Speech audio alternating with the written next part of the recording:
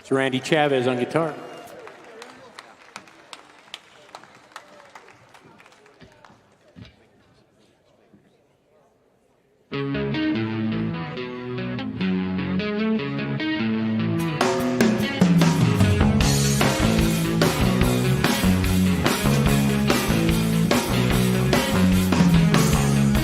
Just a castaway, and I'm lost at sea. Oh, another lonely day, and no one here but me. Oh, more loneliness than any man could bear.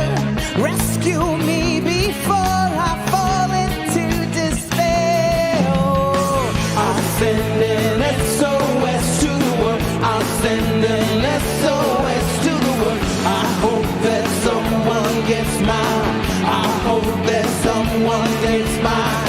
I hope that someone gets mine. A message in a bottle. Message in a bottle. A year has passed since I wrote my note. I should have known this right from the start.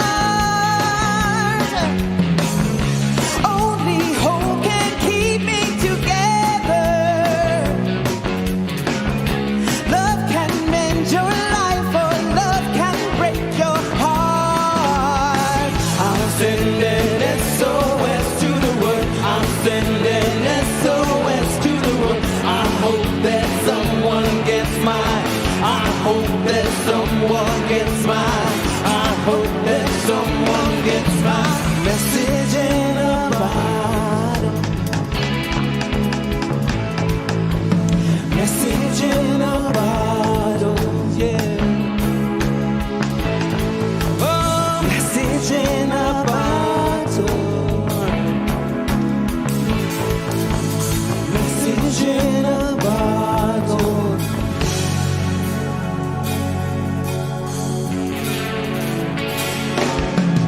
Sending out an SOS. Sending out an SOS. I'm sending out an SOS. I'm sending out an SOS. I'm sending out an SOS. I'm sending out an SOS. I'm sending out an SOS. I'm sending out an SOS.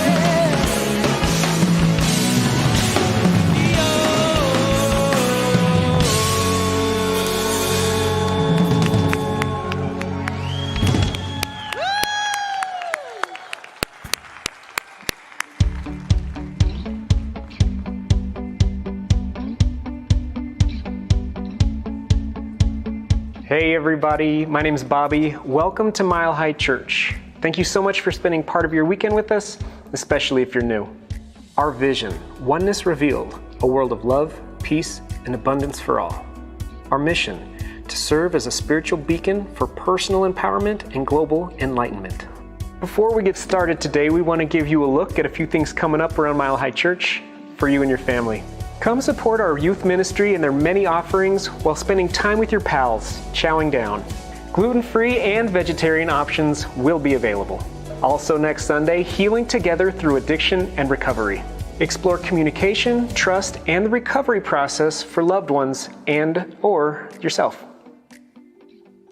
Hi, I'm Dr. Patty Lukenbach, and I'm so excited to be able to offer to our congregation existential meta-psychiatry. A lot of times people say, what is that? What is that? Well, existential, beyond the physical, meta, beyond the physical, and it assists us in really anchoring our spiritual consciousness. We're going to be exploring the living soul, the integrity, the dimensions of our spiritual life, our consciousness. So I invite you to put your toe in the water of existential metapsychiatry, because I know how it supports our lives, enhancing our understanding of who we are as a spiritual consciousness. Existential metapsychiatry. What'll they think of next? For more information about anything you've heard today, stop by the event center or connect with us online at milehighchurch.existentialmetapsychiatry.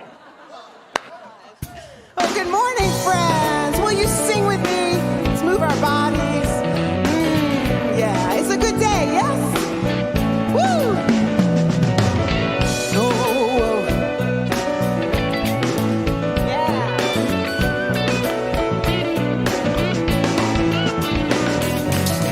With a burst of energy, I rise to greet the world. With a burst of energy, I rise to greet the world. With a burst of energy,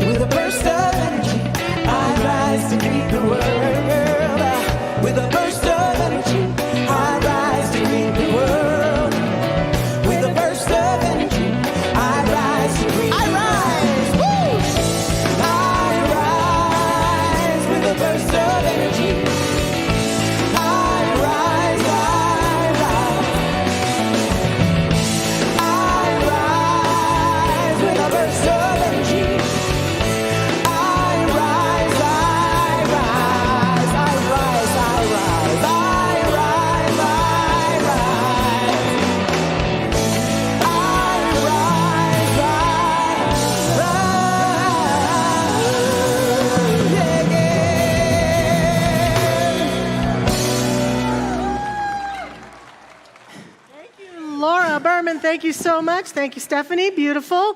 I think that they did that song just for me because, I flew in last night from our big trip, so I've been gone for 3 weeks. I've missed you all, and I'm a little jet lagged, and I don't understand why no one's putting chocolate on my pillow at night. Ken, you gotta get busy, man.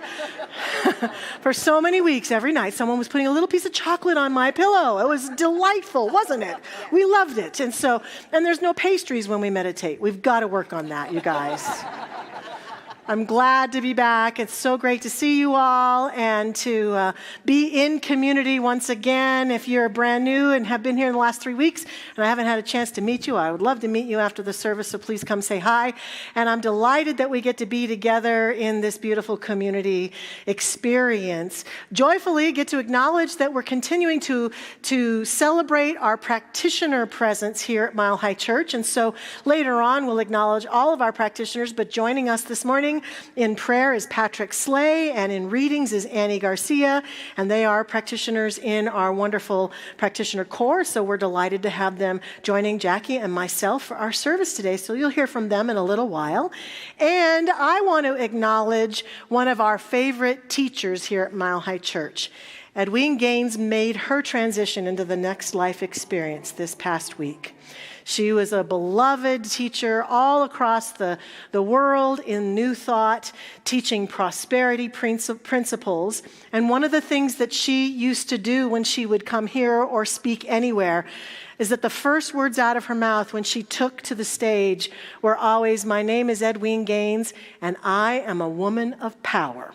And she'd say that with her accent, right? "I am a woman of power," she would say.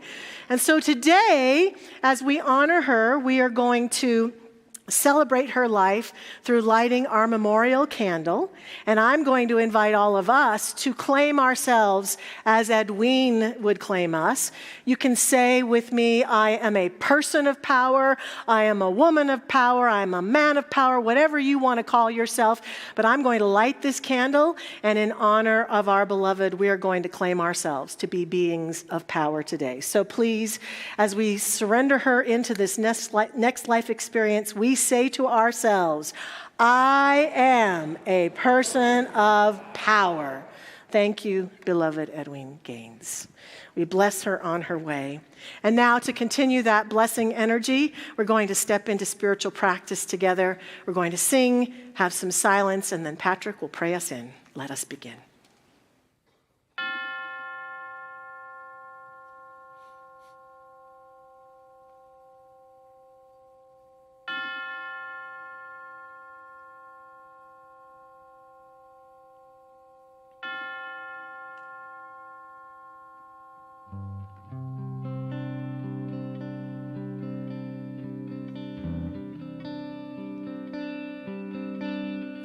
Surely the presence of God is in this place.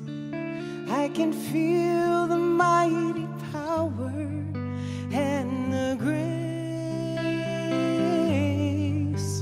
I can hear the brush of angel wings. I see glory on each face. Surely the presence of God is in this place.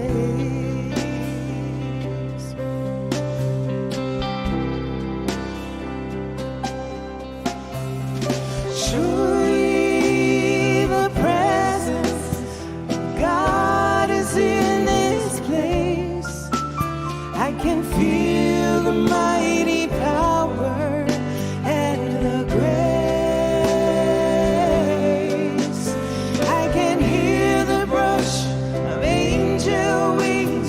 See glory on each face.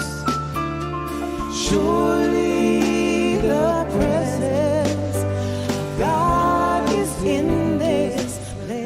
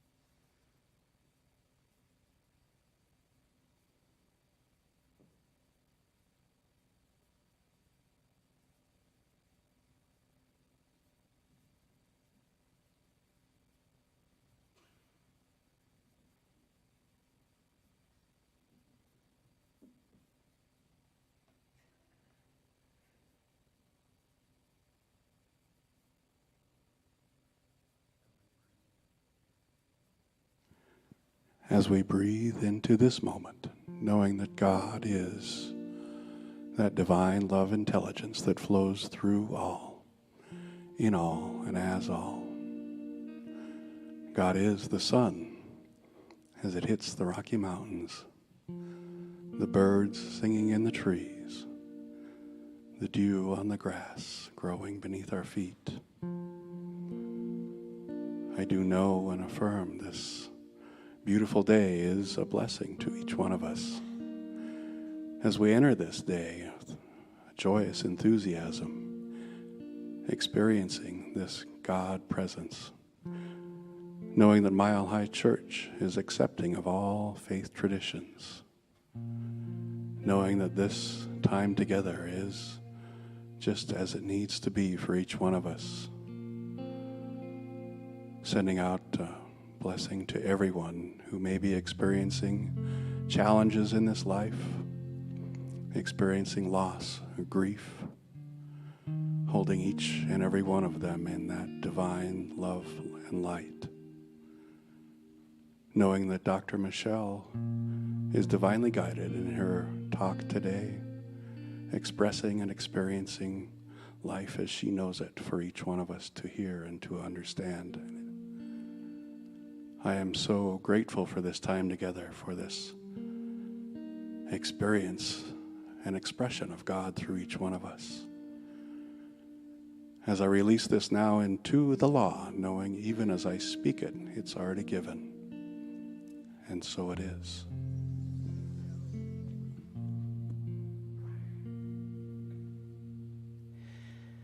When I pray,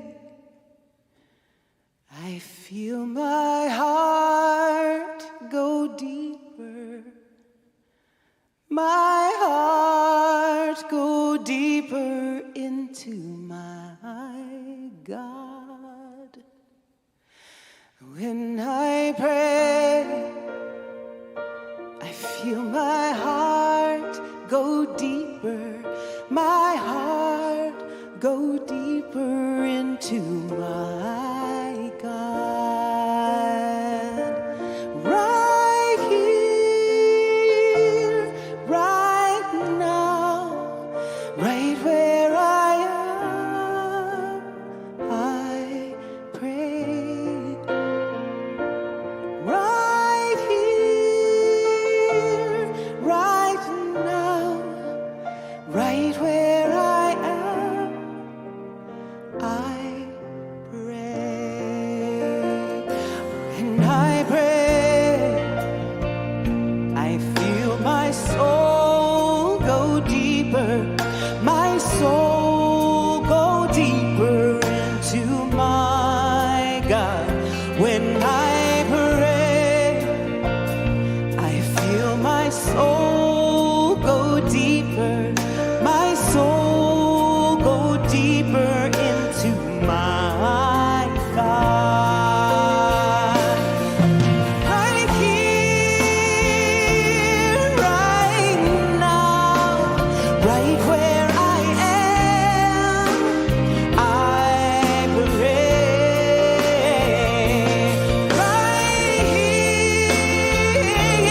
right now, right where I am, I pray. When I pray, I feel my heart go deeper, my heart go deeper into my God. When I pray, I feel my heart go deeper, my heart go deeper into my God. And right here, right now, right where I am, I pray. Right here, right now, right where I am, I pray.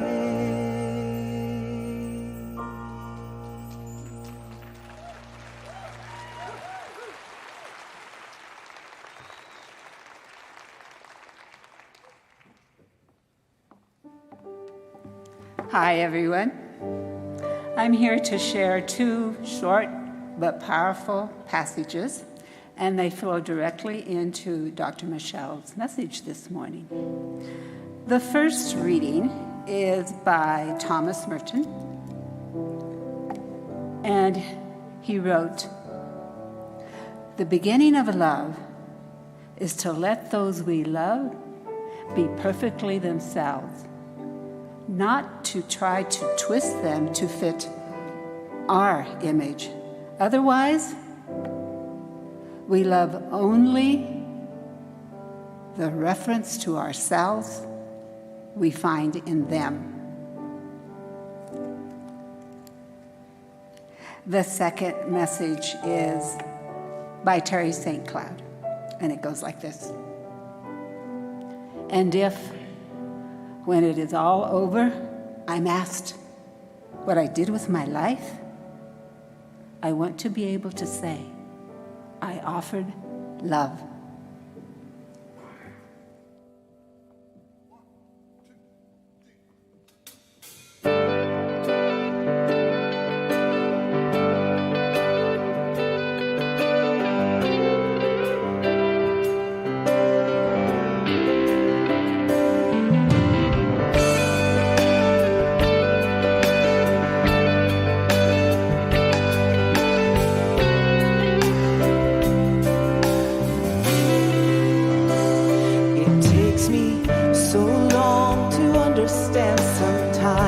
Why it's so hard to understand.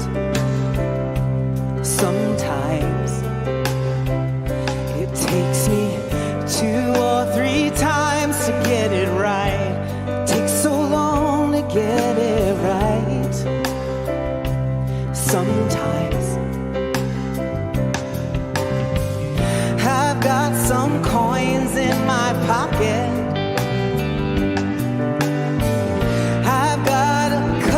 TV. It's gotten so complicated. What does it mean to be free? Only love is real. Everything is love.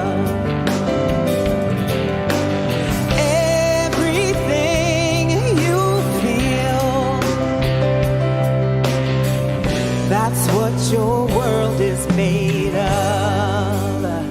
So I take a good look around. I see my thoughts are coming back to me. Look around. We are in charge of our own dreams. We have more power than it seems. Just look around.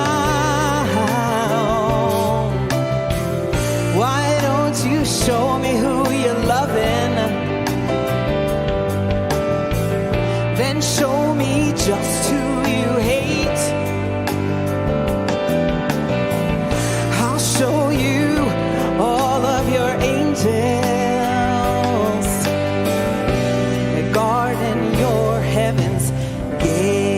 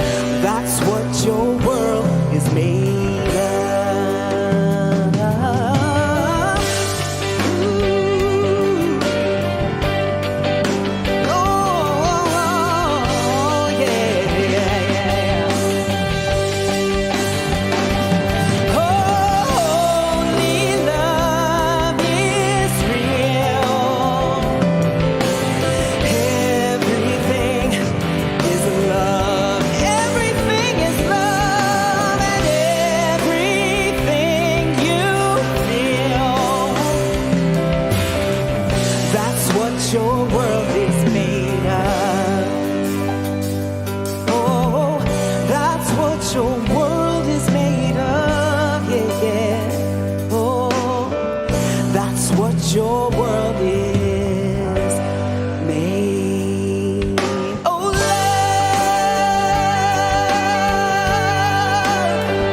only love.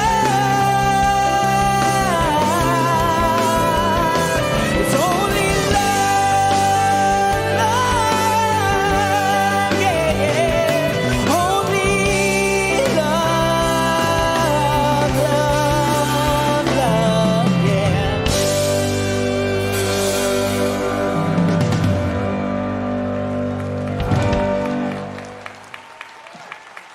Thank you. Laura Berman, thank you so much. Beautiful, beautiful. And thank you to our band. Thank you, Randy and Bijou and Mike and Rob. And thank you to Stephanie, backup vocals earlier. She'll be back.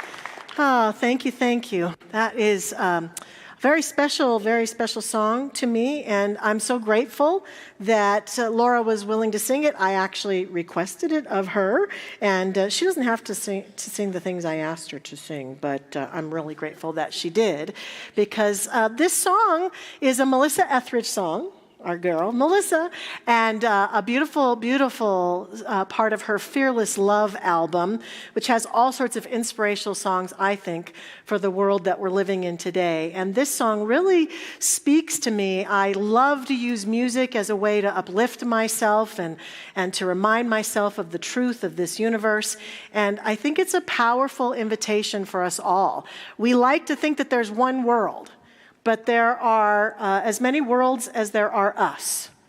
Each one of us lives in our own world, has our own ideas and our own perceptions and our own sense of what's so, and our world is being experienced and expressed through us, and we're sharing it together collectively.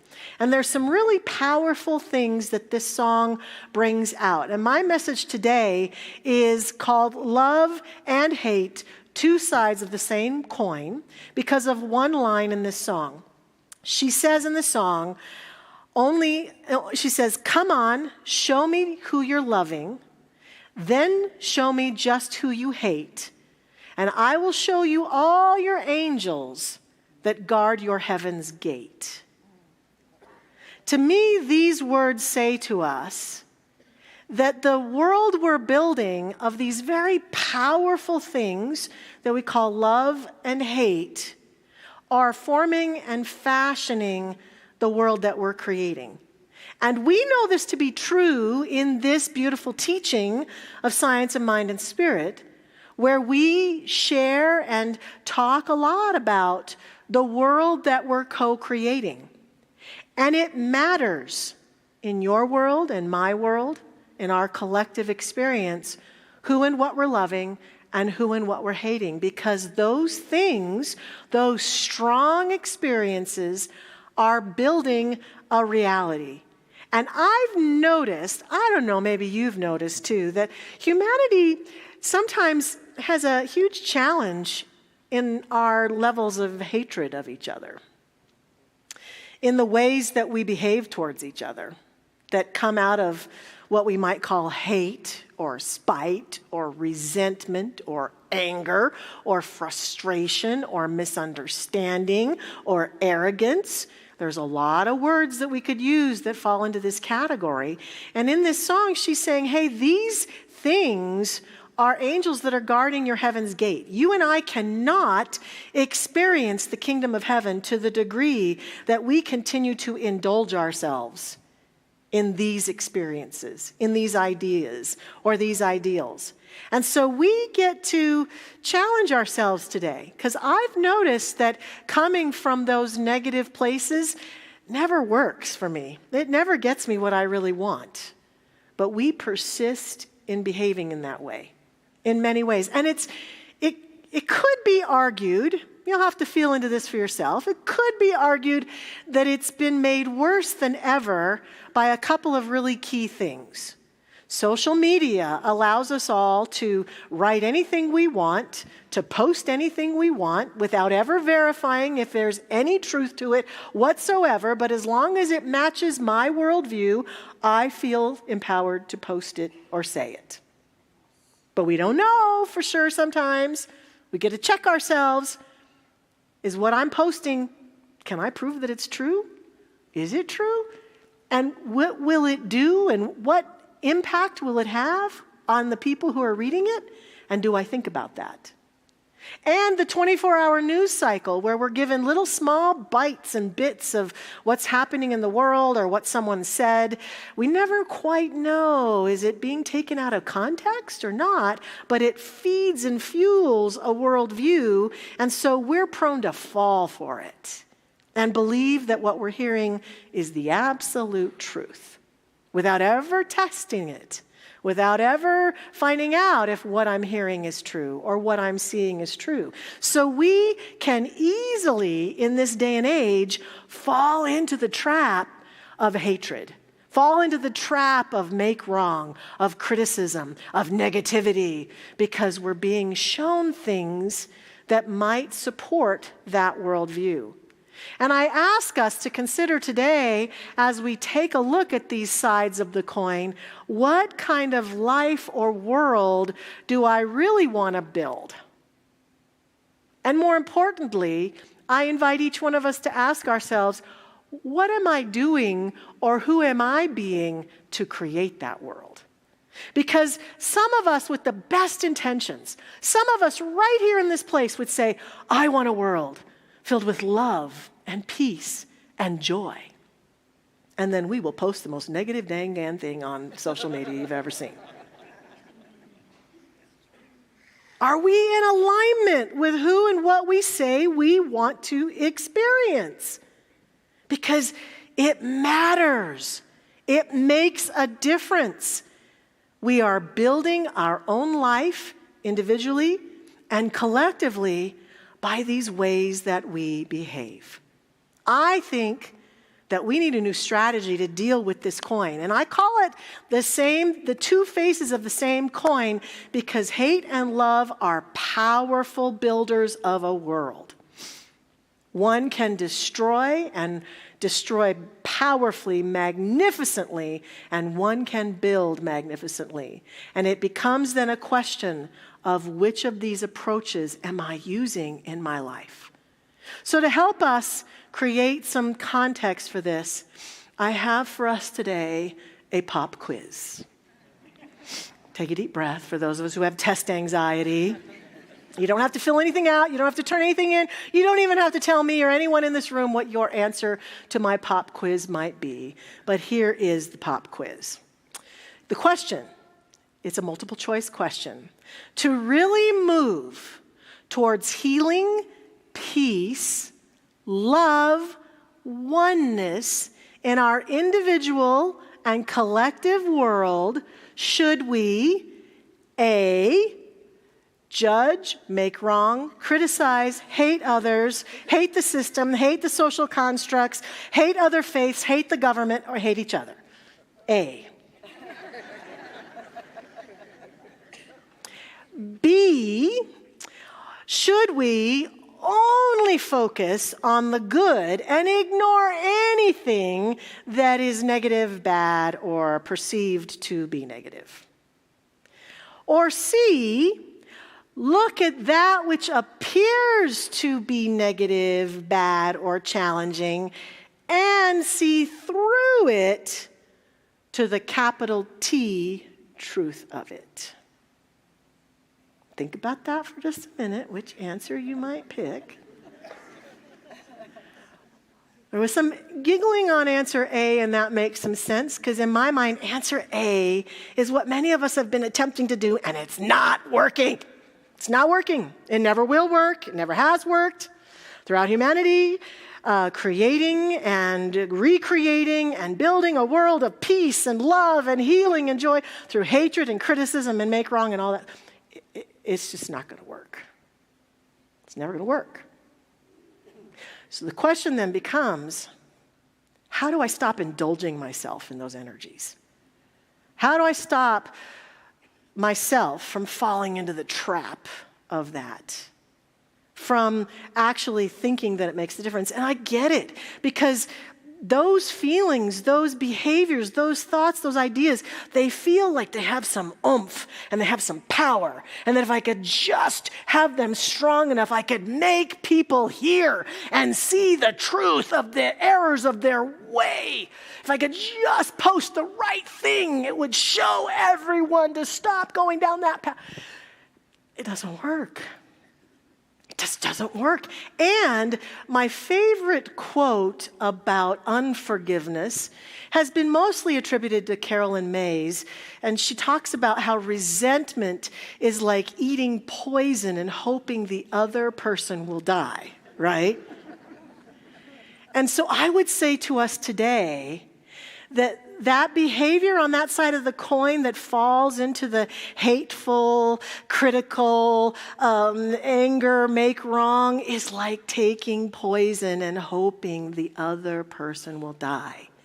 It is toxic, destructive. It creates dis-ease. For humanity to continue to indulge ourselves in thinking this is how we create a world of peace and love and joy, it means we are only going to get more and more ill. And when I say ill, I mean physically, emotionally, mentally, spiritually, intellectually ill, because a world that's based on that and built on that is like building a reality on sand. The sand will eventually fall away and that world will collapse into the nothingness that it is represented by energetically. It won't work. And in my experience and opinion, no great spiritual teacher has ever used that strategy to really create change. Some of the best strategies that have to do with nonviolence came, I think, from Jesus of Nazareth, who yes, wasn't happy with the government of the times, but didn't use criticism and little digs to try to change it. No, what did he use? He used love. He challenges people to even love the government, to even love the people that they thought were not behaving well. He challenged his followers to love their enemies, to love, to love, to love, to find their way into love versus hate. The great Dr. Martin Luther King Jr. taught in civil rights work that we are not going on attack. We are not going to attack people to change things. We're not going to go on the offensive and hurt or harm anyone with our words or our actions in order to make change. We're going to stand in love. And yes, we are going to stand for our rights from a place of love.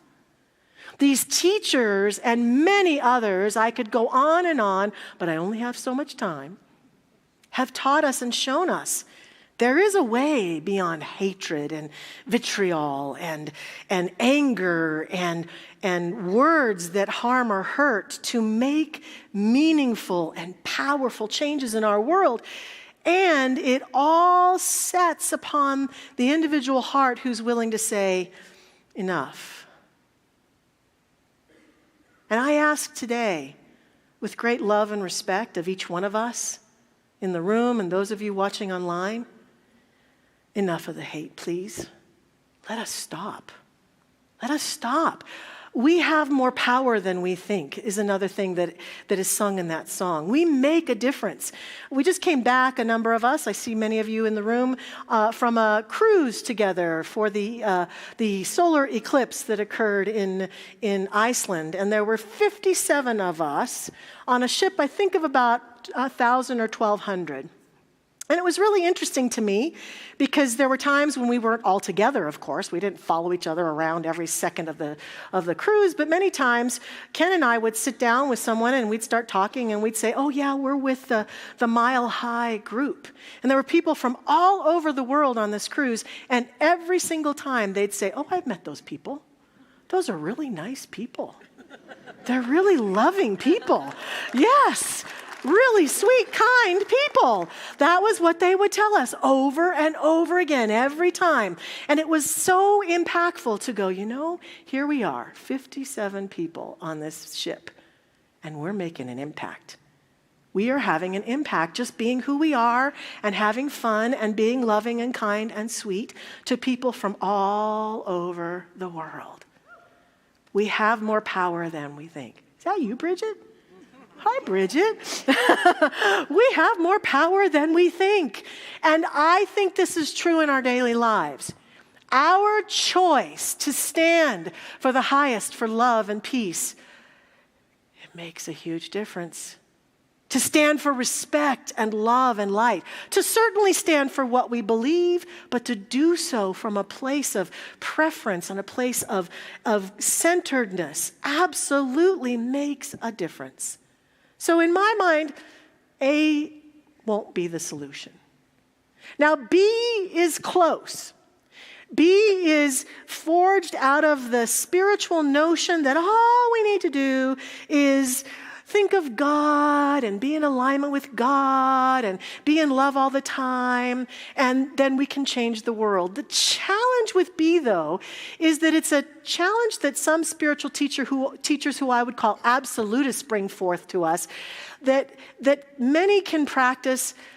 Not all of us can, though. In this being human experience, we are tempted to say, all you got to do is focus on love. And it's all good. And it's all just being forged out of consciousness. And everything's right. And that gets us the label of being the happy, happy, joy church. It also can be the stuff that toxic positivity is made out of. Because most of us, if we're rigorously honest with ourselves, like the 12-step asks us to do, we're not really there. We're just using that strategy to kind of help us feel more positive, but with a lot of things, we're not really there. I call that like if you have a pile of manure and you put whipped cream on it. And then you try to say, look at how pretty that is, but it still smells bad. That's what we try to do sometimes, and it doesn't work for us because underneath, we've not transmuted the manure. We haven't really done anything to shift or to change what's going on in our own consciousness. And so we're using a strategy to meet the demands and the challenges of the day that is not authentic to who we really are, and it's not what we really believe, and we're really just not getting there. It can be the example I've used many times is like if someone is in an accident, falls, or is in a car accident, and they're sitting here before me on the floor and they're hurt and they're bleeding, and I come up to them and I just say, it's all good. Or worse, so how did you create that? What consciousness did you have to create this accident? I'm doing nothing to stop the bleeding. I'm doing nothing to help them, but I'm challenging them inappropriately in their moment of pain and suffering, right? It's not very loving or kind. And it's not really the truth that's going to change them or change the situation. What changes them or the situation is for me to join them and, oh my gosh, let me help you. Let me help you get the help you need. Let me help you stop the bleeding. Let me help you fix the pain. Let me be with you in this moment. And we humans have to have the courage to be with each other in our most challenging moments. Not to try to put a Band-Aid on it and try to make it all look fine and be positive. That's not necessarily what's going to help. What's going to help, I think, as you might have imagined already, is option C. It's the greatest thing that this teaching offers us. It offers us the opportunity to say, I am so spiritually courageous that I look right at what's going on in the world, in my life, in my body, in my relationships, in the conversations I'm having, and I see them for what they are. And I'm with them. I stand in the fullness of every part of this being human. And I see through the mirage of what appears to be the challenge, the negativity, the person I don't agree with, to the truth of who they are, to the truth of love and light, and recognize that There is only love. And to get to that, I may have to walk myself through some steps of creating inner peace about what I'm seeing and sensing. I may have to have some loving boundaries. I may have to stand up for what I believe from love, not from anger and make wrong and violence, but from love, and say what I believe to be true. I may have to walk through some challenging moments in my life, and behind and in and with it all, I choose to see the love that's always there no matter what. I choose to see the power that's always there, because I'm always a co-creator, and I choose to co-create from love and light, and that requires me to have faith when I can't even see the forest for the trees, to have faith when I can't see how this is going to work out. But I'm going to stand with it, and I'm going to get support, and I'm going to affirm that I have the abilities, that I have the wisdom, that I have the love, that I have the light to walk through any challenge, and I'm going to get help if I need it. And this is one of the most profound things we have to do as human beings. We experienced it on our cruise recently. For those of you who might not know, part of the whole impetus for the cruise, this 2 years of planning, was to be in Reykjavik, Iceland, for the total eclipse of the sun.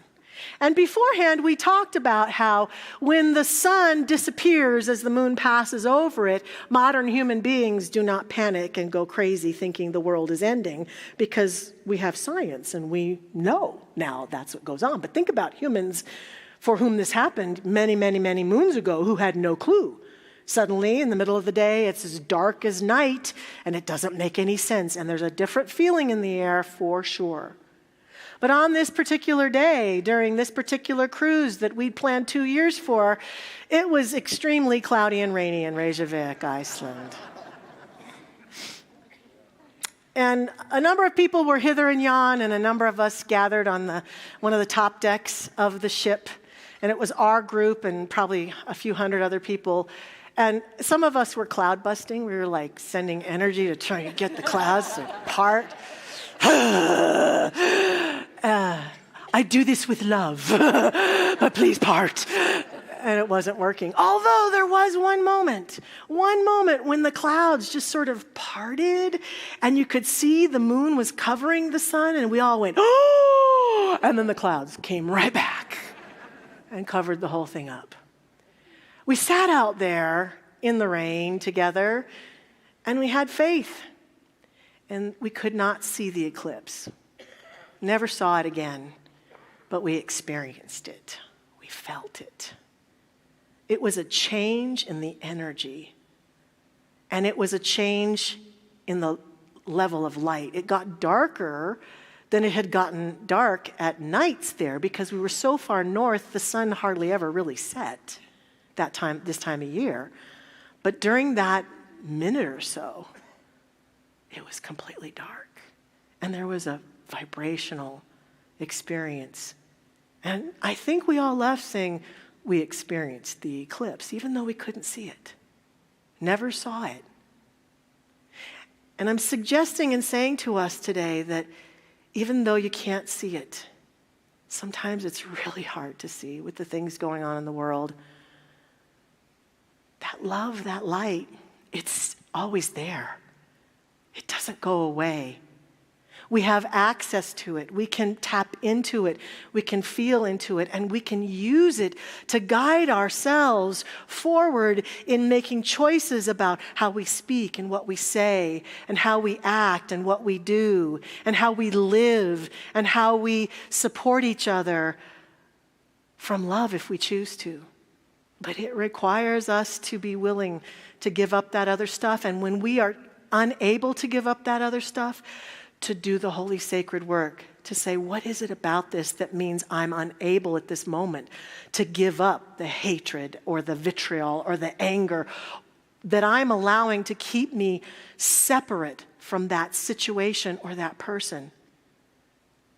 Could I send love to someone I don't agree with? Could I pray for them to make powerful decisions of love and light? Could I pray for our connection? And if I can't, I can always get help and support. That's one of the things that I love about this teaching is Ernest Holmes, the founder of this teaching, knew that we humans would fall into the inability to see clearly at times. So what did he create? Before he ever thought of creating ministers, practitioners, practitioner prayer partners, those people who wear those purple stalls who we've been honoring all month, people for whom my life has been deeply and profoundly impacted, people for whom I can go to and sit before them and say, I cannot stand what's happening over there. And they love me and help me and sit with me. And they never say, oh, well, get over it, rub some dirt on it, get on with it. They help me find my center. They help me find my way back. They help me see it differently. They help me heal my own consciousness. And sometimes that healing looks like I need to go have a conversation with someone, or I need to go make a decision about something, or I need to do something that is meaningful for me. It's not like we're some pacifist people who just sit around and let life happen. No, but how we do what we do, how we speak and use our words, it matters. We are co-creating a world together. So I thank our practitioners and all of the practitioners who've supported anyone in this community and in our world to shift and change and deepen into the power of love. And after our service, you can come forward and have one of them pray for you. And right now, I'm going to ask any of them who are in the room to please stand so we can celebrate and acknowledge their presence in our community.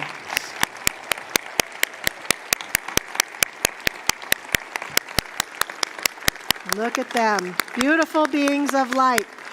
Thank you, practitioners. You may stay standing while we do the ending of our service, which is to pray together. It's an invitation to step into light and love. On our cruise, we did meditations, and practitioner and minister Bradley Wentker shared some beautiful words from one of my favorite teachers, Raymond Charles Barker, and I'm going to share those with you today. I thank Bradley for letting me have them. I am one with all life, love, and truth there is, for I am one with God. I am one with every person, for in each is the image and likeness of perfect life. I take full spiritual control of my mind and emotions, and I refuse to be disturbed by person or situation. No resentment can find acceptance in my consciousness. I have spiritual understanding of all whom I know. I behold in them the love of God, which blesses and benefits me. The actions and words of another person have no power nor authority within me. I am at peace with myself and others. I am the only thinker in my world, and I guard my emotions night and day to maintain my freedom from others.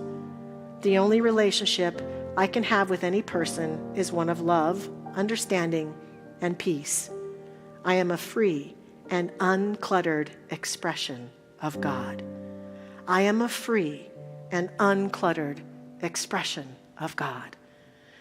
Therefore, today I express and affirm and proclaim that we walk forward from this place with clarity about our ability to build and co-create a world of peace and healing and love, of our part in it. I declare and accept that we are clearer than ever before about letting go of that which no longer serves and being this uncluttered expression of God, letting go and healing and smoothing out those places where we have been tempted into disconnect. That we ourselves allow ourselves to find the true power of the love that God is as us as we walk forward in co-creating our world. And that our world is formed, fashioned out of love and light. Each one of us building a world within our own consciousness, in our own bodies, in our own life, in our families, in our workplaces, in our communities and culture, and on our planet, that we affirm and accept is that of love.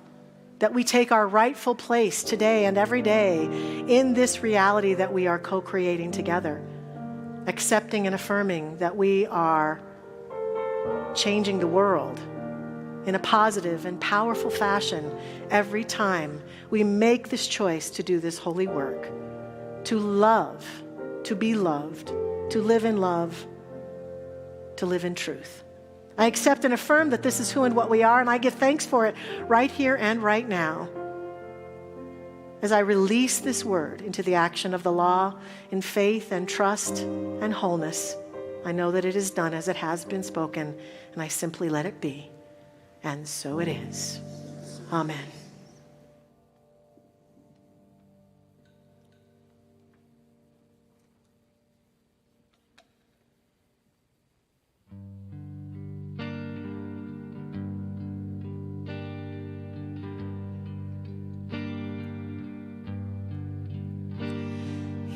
Love is why I'm here. Let me be an open channel. If love is why I'm here, let me give and then receive. If love is why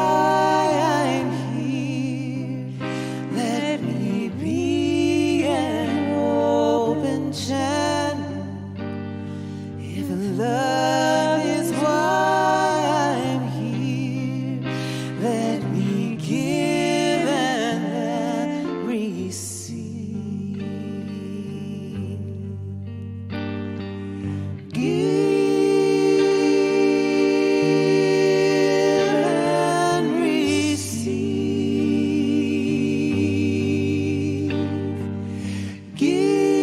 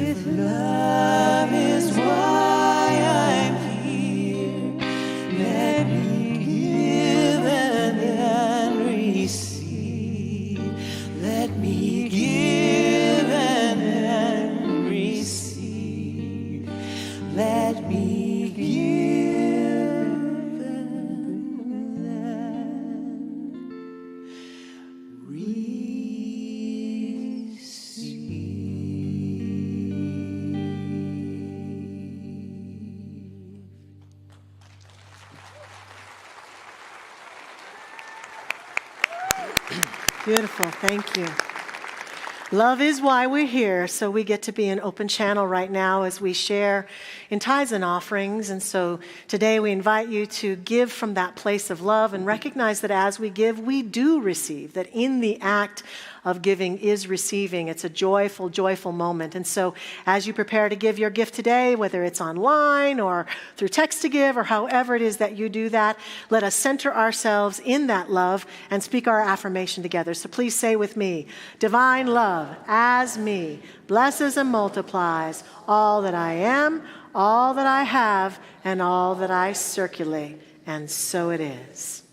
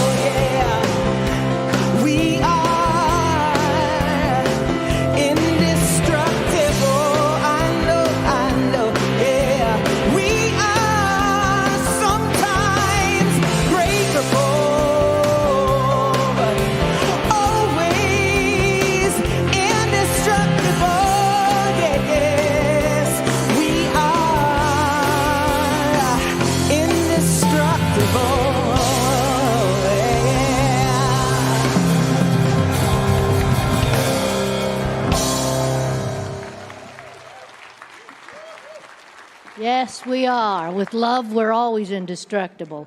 And there you go. That is one indestructible, lovely group of musicians. What a great morning. And I'm Jackie, and I am the minister in charge of many things, but guests is one of them.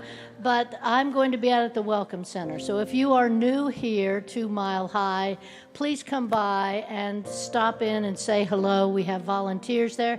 We also have free gifts to tempt you to come to the Welcome Center.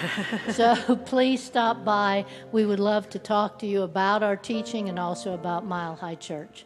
And then I have another wonderful announcement. This weekend, we are hosting the community service fair here at Mile High Church. We, in conjunction with 4 or 5 other faith communities here in the Jeffco area, this is part of where your socks are going to go. If you made a donation last week, there will be 15 nonprofits here who will benefit from all the different things that are going to come in from these different faith communities. And so from 9 to 11:30 on Saturday, you can come and help distribute them, and you can also visit with these nonprofits. It's so impressive to see, and I take my hat off for our friends at the Latter-day Saints who really have encouraged and helped me become very involved with it. It's a wonderful activity. You also, if you don't want to sort, you can make cranes, you can make soap bags, and also birdhouses that we're going to sell with the pumpkin patch. And finally, they're going to bring their expertise in genealogy for you to sit in classes in. So I really encourage you to come, because it's a great community building time. And isn't that what we're about, Mile High Church? Yeah, great. Thank you. And people can pop in anytime on Saturday, right? Anytime. Okay, so come and join us for that. And how many of you like to sing? Anybody here like to sing? Good. I see some good hands. All right. Choir auditions continue today, and you'll see folks out in the lobby with signs to lead you to the choir auditions. They're taking place over in our administration building. Choir rehearsals occur on Thursday nights. The choir sings on some Sundays throughout from now until May and sings in our candlelight services. And the audition is not that hard. I mean, it's not. You don't have to learn to read music. They just want to hear you sing and figure out where you might fit into the choir. So if you'd like to consider joining the choir, please go over for the auditions today. And October is coming up. That means Adventure and Faith Sundays are about to happen. Some great themes happening for that month of October. And we love to host small groups, community groups during that time. So if you'd like to get into a group, either in person or online, get to know some people in our community, study the topic of Adventure and Faith, and have some spiritual discussions, you might want to join a group. And they've got tables set up out in the lobby where you can go and sign up for a group and find out when all the groups are happening. We'd love to have any of you in those groups. And now, if you would, let's stand together for the benediction and the peace song. Please say after me, something wonderful is happening through me right now. It is this thing called life. Life is in my mind. Life is in my body. Life is all that I am. I am the love that God is. Thank you, life. And so it is.